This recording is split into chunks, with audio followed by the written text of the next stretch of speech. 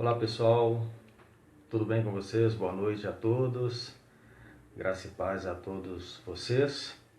Nós estamos aqui para mais uma das nossas aulas da EBD Online. Inicialmente, essa aula seria específica para alunos da EBD, da Igreja Presbiteriana Central.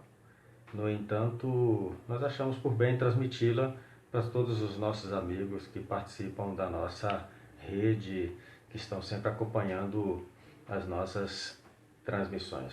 Na verdade, nós estamos trabalhando na nossa escola bíblica o tema sobre quem é Deus já há alguns dias e temos desenvolvido alguns assuntos importantes dentro desse tema. E hoje nós vamos dar continuidade. Nós entramos de férias na nossa escola presencial e faremos durante esse período de verão as nossas escolas online, que serão todas as terças-feiras às 21 horas. Hoje, por um caso específico, né, e nós faremos na segunda-feira essa semana, mas todas as semanas até o mês de fevereiro, até a última semana de janeiro, nós estaremos sempre aqui às 21 horas conversando sobre alguns aspectos dos atributos de Deus, ok? Sejam bem-vindos, todos vocês estão chegando aí, Maria Araújo, o Eliseu, meu cunhado, o Wellington, um dos nossos professores da EBD, pastor Wellington, pastor Wesley, melhor dizendo. Muito feliz com a presença de todos vocês aqui. Bom, será uma reflexão rápida hoje, né? No entanto, eu quero dar a todos vocês que estão assistindo a chance de perguntar, ok? Não sei se vou poder responder, mas temos vários professores e pastores aqui que podem nos ajudar, né? Dar a sua opinião, dar a sua participação, né, sobre esse tema que considero muito relevante para todos nós, né? Ok, Lucas, chegando aí, muito bom. Bom, gente, nós temos tratado sobre os atributos de Deus, os atributos comunicáveis de Deus. E esses atributos comunicáveis de Deus nos apresentam Deus como um ser relacional. Deus comunica aos homens, Deus comunica aos seres humanos aquilo que faz parte do seu ser. É claro que a gente, por causa do pecado original que habita em nós, vemos isso assim de maneira distorcida. Mas esses aspectos dos atributos de Deus que Ele comunica a nós, falam dessa sua natureza pessoal, da sua inteligência livre, moral e consciente, que Ele transmite, que Ele reparte, que Ele compartilha com os seus filhos. Então, dentro desses atributos comunicáveis de Deus, nós temos os chamados atributos intelectuais, atributos morais e os atributos de soberania. Nós começamos com os atributos de inteligência, ou alguns chamam de atributos mentais de Deus, que são o conhecimento, a sabedoria e a veracidade. Se porventura você não acompanhou os dois anteriores, sobre conhecimento e sabedoria, tem aí as aulas na minha página do Face, as aulas que nós fizemos direto lá da nossa comunidade. E hoje eu quero conversar com vocês sobre a veracidade de Deus, né?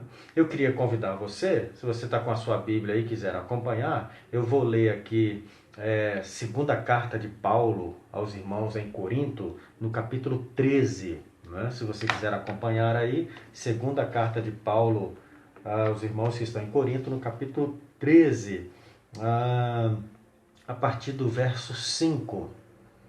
O apóstolo Paulo vai dizer o seguinte: examinai a vós mesmos para ver se estáis na fé.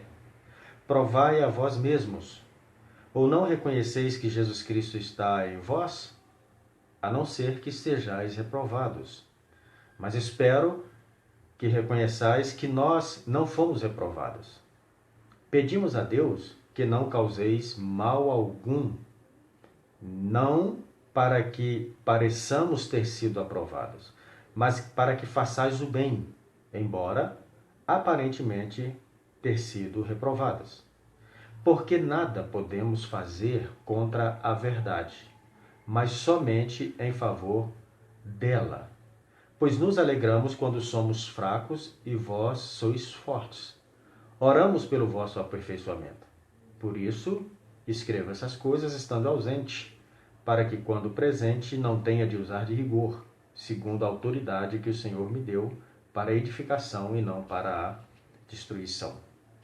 Essa afirmação de Paulo é muito importante nesta carta, porque não podemos fazer nada contra a verdade, a não ser a favor da verdade. Inicialmente, a definição de verdade é que ela está intimamente ligada com aquilo que é real. A verdade está ligada diretamente à realidade. Só pode haver verdade onde as coisas são reais. E o apóstolo está dizendo que diante das coisas que são reais, a gente não pode lutar contra, a gente não pode se opor, ou mesmo que lute contra ou que se oponha àquilo que é real, que é verdadeiro, o que é real e verdadeiro não deixará de ser pelo fato de eu estar lutando contra ou estar me opondo a essa verdade. Quando Jesus apareceu a Pilatos, naquele momento da crucificação, Jesus foi questionado por Pilatos sobre as suas intenções em matéria de criação de um novo reino. A preocupação primordial de Pilatos era a possível existência de um movimento nacionalista para derrubar o governo, o seu governo, obviamente o governo romano, e estabelecer um reino independente. Diante disso, o Pilatos pergunta a Jesus: és tu o rei? Diante da pergunta de Pilatos, Jesus responde de forma categórica, afirmando algo sobre a verdade. Olha só o que Jesus respondeu para Pilatos naquele momento. Meu reino não é deste mundo. Se o meu reino fosse desse mundo, então meus servos estariam lutando para que eu não fosse entregue aos judeus. Entretanto, o meu reino não é daqui. Aí Pilatos perguntou novamente a Jesus: então você é rei? E aí Jesus respondeu: tu dizes que eu sou rei. Por isso eu nasci e para isso vim ao mundo, para dar testemunho da verdade. E todo aquele que é da verdade ouve a minha voz. Esse é o relato feito por João, lá no seu Evangelho, no capítulo 18, verso 36 e 37. Ora, a pergunta de Pilatos, mediante a resposta de Jesus, melhor dizendo, o Pilatos traz uma pergunta que é retórica. Se Jesus está dizendo: o meu reino não é deste mundo, eu não vim estabelecer um reino, mas eu vim dar testemunho da verdade. Aí o Pilatos pergunta a Jesus: e o que é a verdade? O que é a verdade? Obviamente que Pilatos nem esperou o resultado da resposta de Jesus, porque ele não estava interessado com a verdade e não sentiu que a manifestação da verdade fosse uma ameaça ao seu reino, ameaça ao seu território, né? Ameaça ao seu principado. Porém, Jesus estava dizendo e afirmando que o motivo da encarnação era dar testemunho da verdade. Isso retira a verdade dessa limitada abstração ou conceituação filosófica e coloca a verdade como tema central e principal dos propósitos de Deus. Então a verdade não é apenas o que eu penso, o que eu acho, o que eu deixo de achar. A verdade é o absoluto. E muito mais que o absoluto, a verdade passa a ser personificada na vida do Filho de Deus. Jesus Cristo é a verdade de Deus personificada. É isso que ele vai dizer. Eu sou o caminho, a verdade e a vida. Então, a verdade não é um conceito. A verdade é uma pessoa. A verdade é mais que a aprovação de fatos, de particularidades sobre alguma coisa. A verdade é o que está especificamente revelado na pessoa de Jesus Cristo. A verdade é tudo aquilo que nós vimos e vemos na pessoa de Jesus. O João vai dizer sobre a pessoa de Jesus, dizendo que nós vimos o unigênito do Pai, cheio de graça e cheio de verdade. Bom, quando nós tratamos da veracidade de Deus, nós tratamos dessa característica, desse atributo eterno de Deus, que não é algo que Deus trouxe de algum lugar e agregou a si. A veracidade faz parte do ser de Deus. Um dos teólogos conceituados entre nós, chamado Berkhoff, vai dizer o seguinte: a veracidade de Deus é aquela perfeição de seu ser, em virtude da qual ele cumpre perfeitamente a ideia da divindade. É perfeitamente digno da nossa confiança em sua revelação e vê todas as coisas como elas são na realidade. Resumindo aqui a definição do Berkhoff, Deus só pode ser chamado de Deus e só pode ser Deus porque é a verdade, porque é verdadeiro, porque tudo o que diz sobre si mesmo, tudo o que pronuncia e tudo o que diz conhecer das coisas, ele conhece na profundidade, na realidade de todas as coisas. Por exemplo, o Paulo vai dizer que seja Deus verdadeiro e todo homem mentiroso. Ok? Sim. Por quê? A verdade está em Deus por conhecer absolutamente a realidade de todas as coisas. E por que a mentira está aí em nós? Porque nós não conhecemos nem a nós mesmos. Veja a realidade de todas as outras coisas. Portanto, a veracidade de Deus é o fato dele poder ser chamado de Deus em seu ser, a virtude do qual faz com que ele cumpra perfeitamente essa ideia da divindade.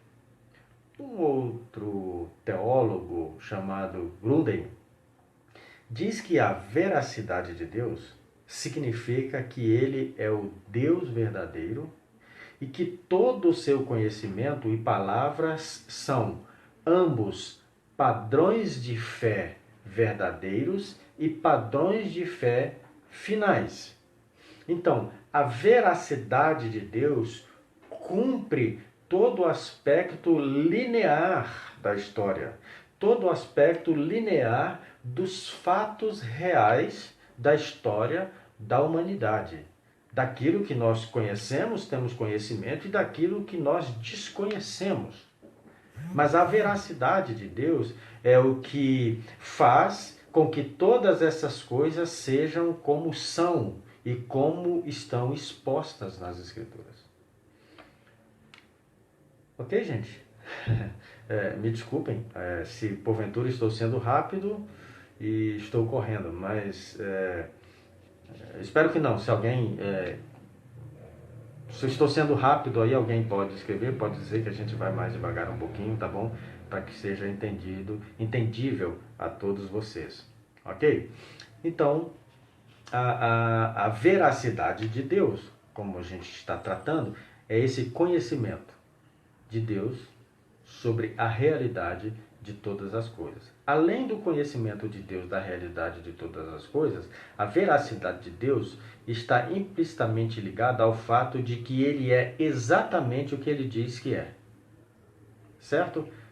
Então, aquilo que Deus diz que é, ele é exatamente como ele diz que é.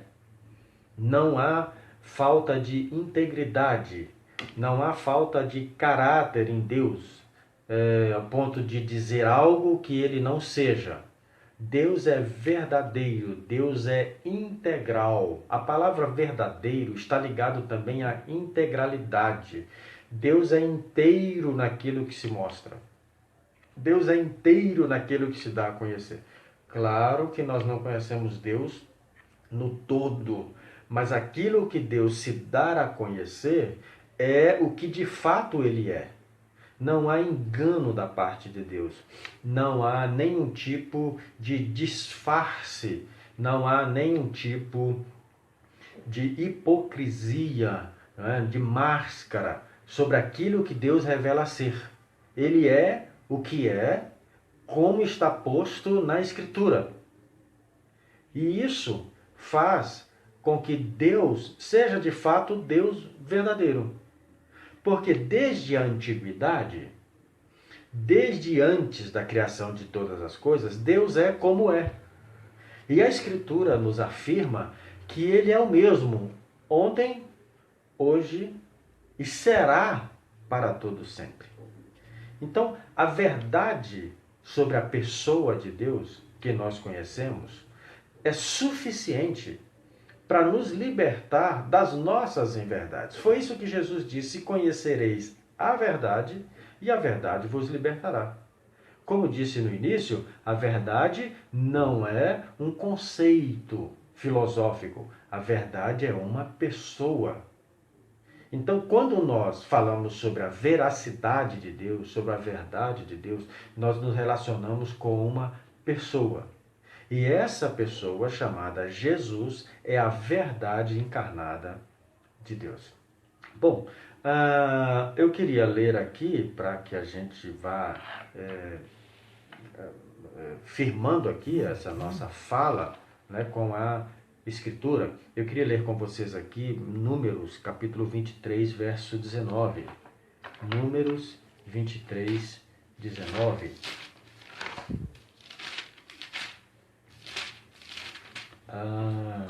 Números 23, 19.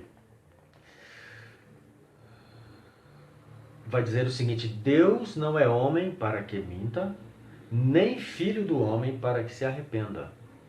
Por acaso, tendo ele dito, não o fará? Ou havendo falado, não o cumprirá? Então, Deus é verdade absoluta. Deus não é homem. Em Deus não habita o mal nem o pecado. Em Deus não habita a hipocrisia. Ele é como é. E sempre será, independente dos fatos, das situações, das circunstâncias, independente dos homens aceitarem ou não, da humanidade aceitar ou não, Deus é o que é, e Deus é verdadeiro. Eu queria ler Salmo 25, verso 10 com vocês também. Salmo 25, verso 10. Vamos abrir aqui. Salmo 25, verso 10. Olha só, o salmista está dizendo, o Senhor, né? Todos os caminhos do Senhor são misericórdia e verdade para os que guardam sua aliança e seus testemunhos ou testamentos. Na relação de Davi e das pessoas com Deus, eles foram percebendo que Deus é verdadeiro. Na relação, na comunhão, na intimidade, na interação com Deus, a todas as pessoas do Antigo Testamento e do Novo Testamento, eles perceberam que Deus é verdade. Porque tudo que Deus é, e tudo que Deus fala, e tudo que Ele pronuncia, vai acontecendo de maneira clara, de maneira contundente, sem nenhum desvio de finalidade e sem nenhum desvio nos meios. Deus é verdade absoluta, pura, é a verdade santa. Quando Deus se torna gente, o Verbo se faz carne e vem habitar entre nós, o que deixa os discípulos de Jesus, os talmidins de Jesus, estupefatos e sem saber muito como definir, é que Jesus era a verdade pura, era integral, Jesus era a verdade absoluta. E isso foi que na linguagem de João, isso foi o que mais impressionou os discípulos sobre a pessoa de Jesus. Às vezes a gente pensa assim, os discípulos ficaram impressionados com os milagres, ficaram impressionados com a forma de Jesus falar. Não, eles ficaram impressionados com a verdade de Jesus. Vou repetir, o João vai dizer, ele era cheio, absolutamente pleno. Não havia nada nele que não fosse verdade. Então, quando nós tratamos sobre a veracidade de Deus, nós tratamos aquilo que Jesus vai dizer que é a vida eterna. Lá na oração sacerdotal, antes da sua morte, lá em João 17, verso 3, Jesus vai dizer que a vida eterna é conhecer a Deus, não é? O único Deus verdadeiro. Então, o que é a vida eterna? É conhecer o Deus que é verdade pura, verdade absoluta, verdade clara de Deus. Bom, ok, Deus abençoe a todo o pessoal que está chegando aí depois, tá bom? Débora, amiga de muito tempo, Deus te abençoe. Sobrinho Paulo, pastor Herbert, pastor da nossa comunidade, e os demais irmãos, Ana Paula, nossa aluna da faculdade, Deus abençoe a todos vocês, não é? Um prazer enorme ter vocês acompanhando aqui essa aula com a gente. Um abraço a todos vocês, ok? A Silvana, esposa do pastor da nossa comunidade também, chegando. Deus abençoe a todos vocês. Bom, gente, quando a gente fala sobre a veracidade de Deus, quando se diz que Deus é verdade, isso precisa ser entendido de uma forma mais abrangente. E eu gostaria de ver se eu consigo explicar isso aqui para vocês de maneira clara, né? Essa dificuldade nossa de interagir longe, distante, sem ser pessoalmente, causa uma certa dificuldade, mas vamos tentar ver se a gente consegue se entender aqui, né? Então, ok, irmã Lourdes, que bom que você está por aí, né? Deus te abençoe, tá bom? Magno, Deus abençoe, Magno. Olha só, então, a verdade de Deus precisa ser entendida em 3 aspectos, ok? Primeiro deles, a verdade de Deus é uma verdade no sentido metafísico, ou seja, nele a ideia da divindade se concretiza perfeitamente. Então, Deus é tudo aquilo que ele deveria ser como Deus e como tal se distingue dos outros deuses assim chamados, os que são chamados ídolos, nulidades e mentiras. Então, isso é muito importante. Eu já havia dito isso anteriormente e volto a repetir isso. Não existem outros deuses. Existe um só Deus verdadeiro. Todos os outros são falsos, são ídolos, são nulidades, são deuses criados pelos homens, são deuses fantasiosos, são ilusões. Isso é importante para nós, porque não há uma guerra de deuses. O nosso Deus, o Pai de nosso Senhor e Salvador Jesus Cristo, ele não está lutando com outros deuses para se afirmar como tal. Ele não está guerreando com outros deuses, tentando se mostrar, se autoafirmar, fazendo alguma coisa para dizer que ele é o que é. Não. Deus é Deus absoluto, verdadeiro. Se o mundo acabar agora, Deus continua o Deus verdadeiro. Se as coisas continuarem, Deus continua sendo Deus verdadeiro. Se você e eu acreditar ou não, Deus é verdadeiro, é integral, é verdade. Então esse é o sentido metafísico, ou seja, da divindade. Ele só é Deus e é único Deus, porque é o único que é verdadeiro. É o único Deus verdadeiro. A segunda ideia sobre a veracidade de Deus, sobre a verdade de Deus, é o sentido ético, que Deus se revela como é E sua revelação é absolutamente confiável. A pergunta, como eu vou confiar que Deus é Deus de verdade? Pela revelação da Escritura e pela manifestação de Deus na pessoa de Jesus Cristo. Então, o sentido ético de Deus na sua palavra, na sua linha, na sua escrita, né? No seu raciocínio lógico, no seu raciocínio histórico, né? Histórico do nosso ponto de vista, porque do ponto de vista de Deus é eterno, mas toda essa linha escrita por Deus durante a história tem uma ética, tem uma forma de ser. E certa vez ouvi algo de um pastor, de um professor, que é muito verdade, que se Deus existe, tem um jeito certo de viver.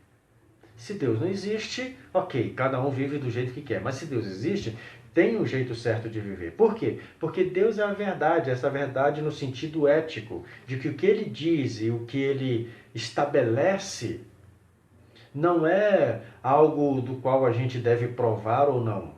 É algo do qual a gente recebe pela fé. Por isso que a fé é isso, é crer na pessoa de Deus. Crer nos atributos de Deus, no ser de Deus, de que tudo que Ele é e tudo que Ele diz é a mais perfeita verdade. E, em último lugar, é o sentido lógico, né? Essa verdade do qual Deus conhece todas as coisas como elas realmente são. Isso livra Deus, né? É aquilo que Deus falou quando Samuel foi ungir um rei entre os filhos de Jessé. Vocês se lembram desse fato? Né? Passaram todos os filhos e aí Deus disse para Samuel: eu não vejo como vê o homem. O homem vê a aparência, mas eu vejo o coração. Por quê? Porque Deus conhece todas as realidades. E essa é a verdade no sentido lógico, que Deus conhece profundamente a constituição e o modo de todas as coisas. Por isso que Ele é Deus e por isso que a verdade de Deus se torna o alicerce de todo o conhecimento. Então, todo o conhecimento, toda a sabedoria que não se alicerça na verdade, na veracidade de Deus, elas estão falíveis, elas vão cair no descrédito, elas estão a um ponto do abismo, a um passo, melhor dizendo, do abismo. Por quê? Porque a verdade de Deus é o alicerce, é o fundamento de todo o conhecimento. Portanto, a veracidade no homem é possível, sim, porque Deus comunica isso. Só que em Deus é essencial e faz parte do seu ser.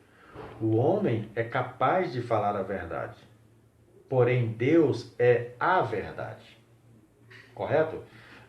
O homem pode proferir mentiras, todavia Deus não pode mentir, diz a Escritura. Né? O que certamente, não porque ele não possa, porque Deus pode tudo, mas exatamente por esse seu ser, por ser da sua natureza, o fato de ser verdadeiro, de ser ético e de ser Deus, isso não faz parte da sua natureza. Bom, eu queria então voltar lá para o início da nossa fala, quando nós lemos o texto do Paulo, que o Paulo vai dizer: não podemos fazer nada contra a verdade, mas apenas para a verdade ou a favor da verdade. O clima contemporâneo em que vivemos não tem tolerância para a verdade absoluta. Vivemos um tempo onde a verdade é aquilo que cada um pensa. Vivemos um tempo onde a verdade está relativizada. E cada um conceitua a verdade a partir do que pensa, a partir do que acha, a partir dos seus conceitos, a partir das suas próprias convicções. A verdade hoje está muito parecida com a selfie. o indivíduo olha para si, se fotografa e diz: essa é a minha verdade, esse é o meu conceito, é o meu fundamento. E esse é um momento trágico e perigoso para todos nós, porque a verdade não muda. A verdade não deixa de ser ela mesma quando é ignorada, quando é julgada, quando é desprezada, quando é odiada e quando é jogada para além dos limites da existência humana. A verdade sempre será a verdade. E a verdade de Deus tanto diz que Deus trará bênçãos e graça e salvação e transformação para aqueles que nele confiam, como também diz que Deus trará juízo para aqueles que o rejeitam, para aqueles que o abandonam. Portanto, a verdade de Deus é essa existência de Deus que transcende e antecede qualquer estado de espírito humano, qualquer conceito humano, qualquer sabedoria ou conhecimento humano. A verdade de Deus transcende todo o conhecimento humano. Deus não começa a existir ou a ser a partir do momento em que nós o conceituamos. Deus é e não deixa de ser o que é, mesmo quando é colocado ou posto em dúvida. Então, a verdade absoluta de Deus, a veracidade de Deus, não pode ser maculada, não pode ser manchada. Um indivíduo louco pode chamar Deus de mentiroso, mas isso não fere a veracidade de Deus. Deus está no lugar dele, não muda. Mas provavelmente o indivíduo assim, né, não terá um bom fim. Por isso, Jesus, na sua oração ao Pai, na oração sacerdotal, vai dizer: Pai, santifica-os na verdade. A tua palavra é a verdade. Então, gente, finalizando aqui essa nossa reflexão, o meu desejo, a minha oração hoje é para que nosso coração esteja aberto para a verdade de Deus. Que meu desejo hoje é que nós saibamos, de fato, com uma mente renovada, avaliar tudo que está posto diante de nós. Tudo que está sendo, tudo que se traz à tona e tudo que se levanta como verdade absoluta, sabemos se de fato isso coincide com a pessoa de Deus. Desejo de fato que nossas reflexões pessoais ou comunitárias não sejam pautadas nem baseadas nos nossos sentimentos, nem nos nossos achismos, e muito menos nos nossos sistemas, sejam eles acadêmicos, filosóficos ou teológicos, mas que todo o nosso pensar seja levado cativo, como disse Paulo, em obediência a Cristo. Que todas as nossas reflexões, que todas as nossas deduções, que todos os nossos raciocínios e ideias sejam fundamentados na palavra, na verdade de Deus.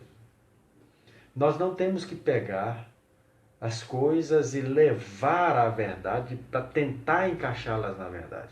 Nós temos de ir primária e primeiramente à verdade, para saber se os fatos diários e que nos são colocados tanto pessoalmente, virtualmente, de tantas formas que as informações chegam a nós, os ensinamentos, as ideias, precisamos ter a verdade de Deus como fundamento de todas as coisas. Então, tudo aquilo que que ultrapassa a verdade de Deus, tudo aquilo que não está condizente com a verdade de Deus. E isso fica simples quando a gente olha para Jesus. Não é nada complicado. É só a gente olhar para Jesus, as coisas vão ficando simples. Querem ver um exemplo? Jesus disse certa vez: se alguém te ferir uma face, oferece a outra. Aí você pode dizer, não, mas isso não é legal, mas isso é irracional, mas isso não pode, eu não vou aceitar que isso aconteça. Bom, isso é um problema seu. A verdade de Deus sobre este fato é que quando alguém te fere um lado, você deve oferecer o outro. Dá para entender? Quando alguém te pede para caminhar com ele um pedaço, você caminha dois. Essa é a verdade de Deus. Quando você vai doar algo a alguém, não deixe que a sua mão esquerda fique sabendo que doou a mão direita. Então, quando a gente vai olhando a vida de Jesus, a verdade, a forma como as coisas são diante de Deus, a gente vai conhecendo a pessoa de Deus, o caminho de Deus, e vai andando também na verdade. Como disse Paulo, né? É que a gente deve andar também na verdade. Então, que o Senhor abençoe a todos nós, que a graça de Deus venha sobre nós e que a verdade de Deus, por meio de Jesus Cristo, de fato se internalize nas nossas entranhas, no nosso coração, de forma que também sejamos moldados nessa verdade, como disse Jesus, né? E conhecereis a verdade vos libertará. E que essa verdade, de fato, nos transmitida por meio do Espírito Santo, nos liberte de todas as confusões, de todas as ilusões, que a verdade de Deus nos liberte de nós mesmos, dos nossos fracassos, das nossas angústias, dos nossos questionamentos, que a gente descanse na verdade de Deus. Deus é verdade, Deus é santo, e a sua verdade prevalece para todo sempre. Então, eu finalizo aqui essa nossa reflexão, agradecendo a todos vocês que estiveram conosco nessa nossa aula, tá bom? Convidando vocês para a próxima terça-feira, às 21 horas, a gente vai estar tratando sobre a bondade de Deus. Então, se você tiver um tempinho e quiser participar com a gente, tá bom? Vamos tratar sobre a bondade de Deus. Se quiser me escrever, mandar alguma coisa antes, se gostaria de saber sobre a bondade de Deus, você pode me mandar aí pelo Face, né, o message, ou pode mandar para o meu e-mail, elielamaral@gmail.com, e eu já venho pronto com a sua pergunta, com a sua fala, com a sua reflexão, para a gente poder conversar, ok? Isso mesmo, Lucas. Nós faremos um pouquinho mais cedo, tá bom? Na terça-feira, às 21 horas, porque já tem gente dormindo nessa hora. Algumas pessoas acharam tarde, mas foi o horário que eu consegui para hoje, tá bom? Na próxima semana nós faremos às 21 horas, eu acho que fica um horário melhor para todo mundo, tá? Boa noite a todos, Deus abençoe a todos vocês que estiveram com a gente aí, tá bom? Um abraço a todos e até mais. Tchau, Deus abençoe.